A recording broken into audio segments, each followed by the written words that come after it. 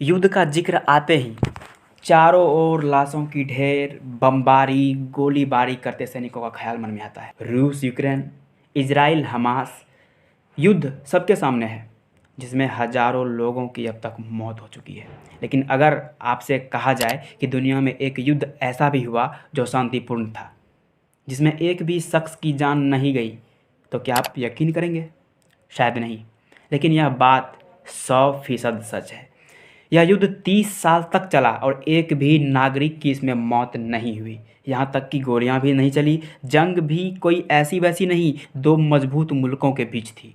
हम बात कर रहे हैं डेनमार्क और कनाडा के बीच युद्ध की। 1970 से ये युद्ध चला आ रहा था। दोनों देश एक बंजर द्वीप के लिए आपस में लड़ रहे थे, जिसका नाम हंस आइलैंड है। आर्कटिक से 1 किलोमीटर से थोड़े बड़े आकार का यह द्वीप निर्जन है।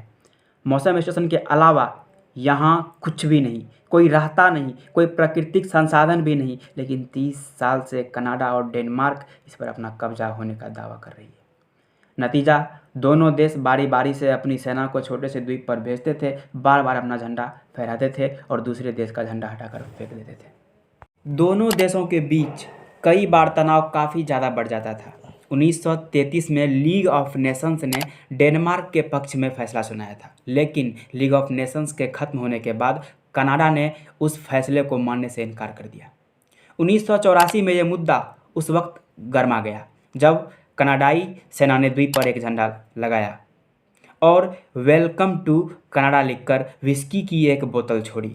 एक हफ्ते बाद डेनमार्क के मंत्री उस झंडे को हटाने के लिए हंस आइलैंड पहुंच गए।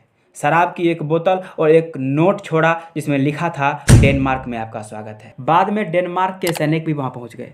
तब ये बार बार दोनों देशों की सेनाएं यही काम कर रही थी। इसी वजह से इसे व्हिस्की युद्ध भी कहा गया। सुनने में यह मजाक लगता होगा, लेकिन इसके पीछे गंभीर तनाव था। मगर पिछले साल यह शांतिपूर्ण युद्ध खत्म हो गया। पिछले साल कनाडा और डेनमार्क के बीच एक समझौता हुआ। दोनों देशों ने द्वीप का आधा आधा हिस्सा बांट लिया। डेनमार्क के किनारे वाला भाग डेनमार्क को मिला और कनाडा की तरफ जो हिस्सा था वो कनाडा को मिला।